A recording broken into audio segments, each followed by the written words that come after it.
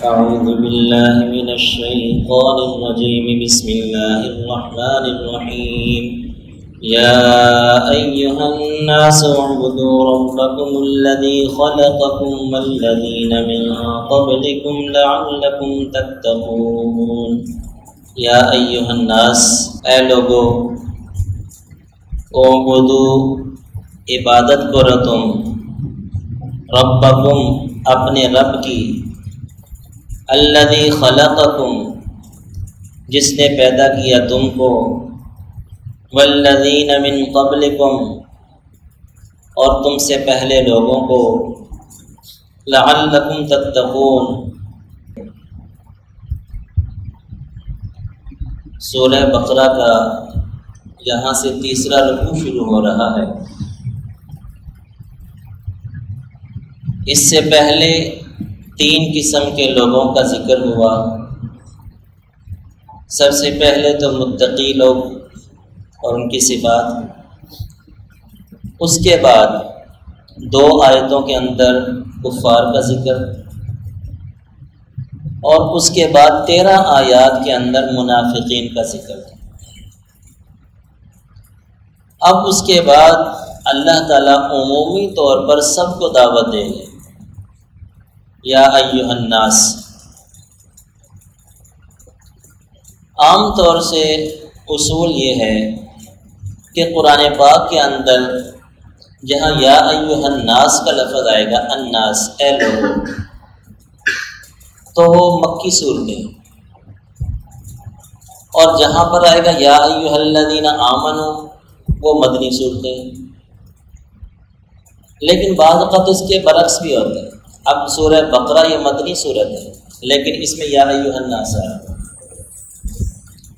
تو گویا کہ پورے کے پورے عالم کو دعوت دی جا رہی ہے کہ اے لوگوں، اعبدوا ربکم، کہ عبادت کرو تم اپنے رب کی. اب یہاں پر اللہ تعالیٰ نے ایک حکم دیا، اور حکم دینے کے بعد اپنے وجود پر دلائل دی کہ کون سا رب، کیسا رب. الذی خلقکم، جس نے تمہیں بھی پیدا کیا، والذین من قبلکم، اور تم سے پہلے لوگوں کو، تمہارے آباء و اجداد کو بھی پیدا کیا. گویا کہ ایک چھوٹی کائنات ہے اور ایک بڑی کائنات. چھوٹی کائنات یہ انسان کی اپنی ذات ہے،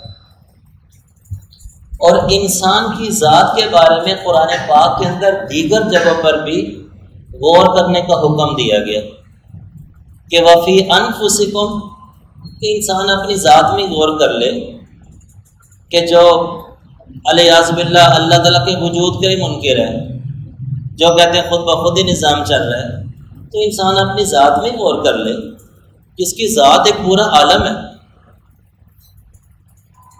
اور اسی طرح دوسری جگہ پر آتا ہے اولم یر الانسان انا خلقناہ من قبل ولم یک شیئا.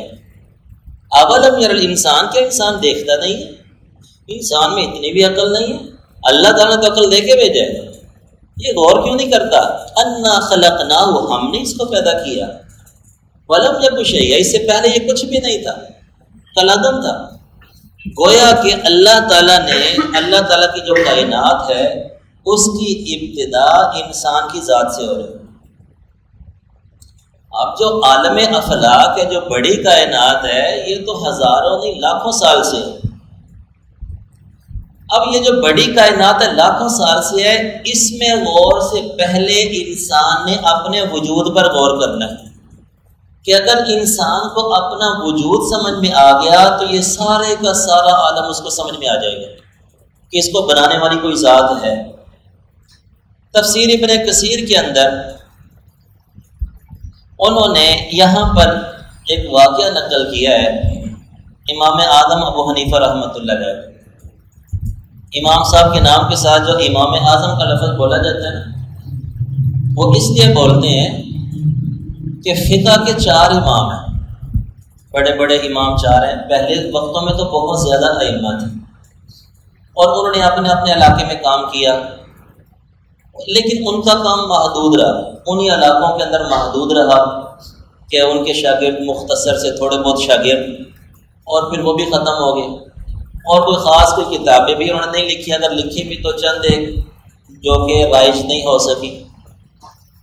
تو پہلے وقتوں میں بہت زیادہ مجتہدین تھے، بڑے بڑے ائمہ تھے، لیکن ان چار کو اللہ تعالی نے ایسی قبولیت عامہ دی کہ یہ تقریباً 1200-1300 سال سے ان کا سلسلہ چل رہا ہے۔ باقی جتنے تھے وہ بھی برحق تھے، وہ بھی قرآن و حدیث کی مسائل بتلایا کرتے تھے، وہ سارے کے سارے گویا کہ کل عدم ہو گئے، کل انقا ہو گئے، اور قبولیت عامہ اللہ پاک نے چار کو دی۔ اب ان چار ائمہ کے اندر ہم کہتے ہیں امام اعظم ابو حنیفہ رحمۃ اللہ علیہ، چونکہ ان تینوں میں بڑے چوتھے امام جو امام صاحب وہ ہیں، چونکہ امام صاحب واحد شخصیت ہیں جنہوں نے 8 صحابہ کرام کی زیارت کی ہے۔ امام ابو حنیفہ رحمۃ اللہ علیہ کی جو پیدائش ہے یہ سن 80 ہجری میں، اور صحابہ کرام کا جو دور چلتا ہے آخری صحابی سن 110 ہجری میں فوت ہوئے، تو گویا کہ 30 سال کا زمانہ صحابہ کرام کا پایا، 8 صحابہ کرام کی زیارت کی ہے۔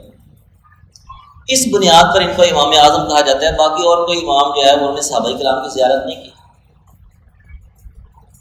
تو امام صاحب رحمۃ اللہ علیہ کا ایک مرتبہ مناظرہ ہوا دہریوں کے ساتھ۔ جو دہری ہوتے ہیں نا، یہ دہری ہوتے ہیں، یہ خدا کے وجود کے منکر ہوتے ہیں ریاض باللہ، اور یہ آج بھی ہیں بہت سے لوگ کہ جو اللہ تعالیٰ کے وجود پر شکوک و شبہات ڈالتے رہتے ہیں۔ تو یہ اس وقت بھی تھے، گویا کہ شروع سے ہی سلسلہ چل رہا ہے۔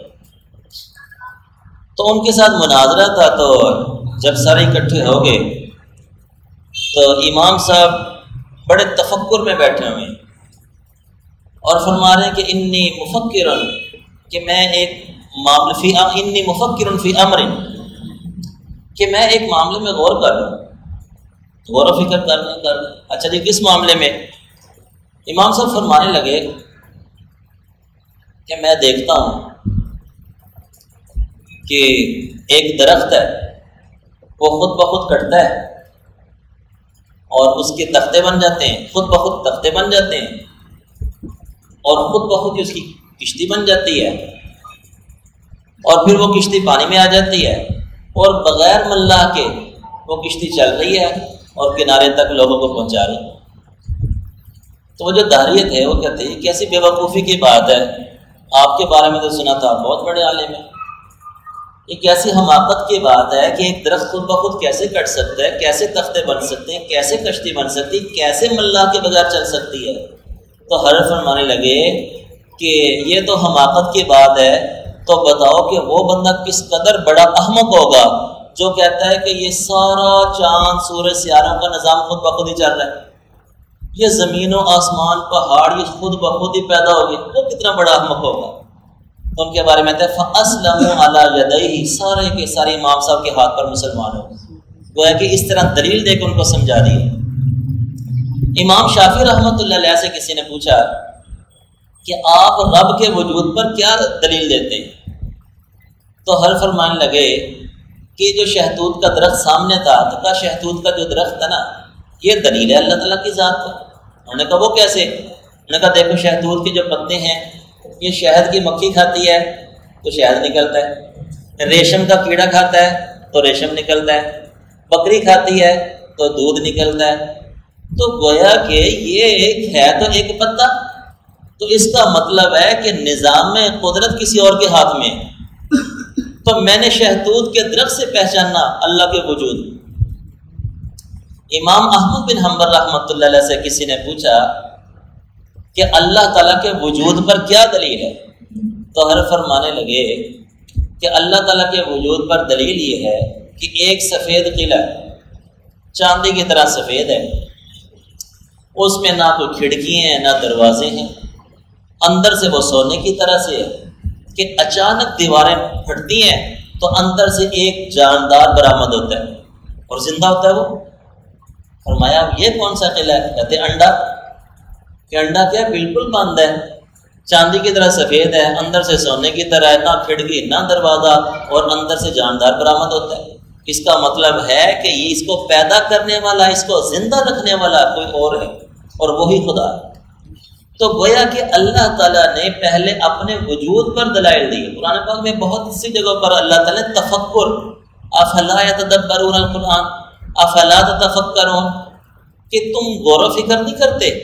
غور و فکر کا باقاعدہ حکم دیا، اور غور و فکر کے بارے میں، تفکر کے بارے میں کئی احادیث میں آتا ہے، جس کا مفہوم یہ ہے کہ اعلیٰ ترین عبادت تفکر ہے۔ تفکر دیکھیے، ایک تفکر و فکر اللہ تعالیٰ کی ذات میں نہیں کرنا، لا عبرۃ فی الذات لا فکرۃ فی الذات، اللہ تعالیٰ کی ذات میں غور و فکر منع ہے، کیونکہ ہماری عقل میں اللہ تعالیٰ کی ذات آ ہی نہیں سکتی۔ بلکہ علماء فرماتے ہیں ہماری عقل کے اندر تو یہ عقل نہیں آتی، یہ عقل ہے کیا؟ آج تک کوئی بندہ یہ نہیں بتا سکتا کہ یہ عقل ہے کیا چیز۔ کسی نے عقل کو دیکھا ہو، بس یہ ایک صلاحیت ہے انسان میں، ایک صلاحیت کا نام ہے، کسی میں کم ہے، کسی میں زیادہ، اور کسی میں اتنی زیادہ ہے کہ جناب کہاں زمین سے بندے جناب ہواؤں میں سفر کر رہے ہیں، پرندوں کی طرح سفر کر رہے ہیں، اڑ رہے ہیں، وہ مہینوں کا سفر گھنٹوں میں طے ہو رہا ہے۔ اتنی زیادہ انسان کے اندر عقل ہے، لیکن آج تک کوئی بندہ اس عقل کو نہیں پہچان سکا کہ یہ کیا بلا ہے، کیا چیز ہے، بس ہے۔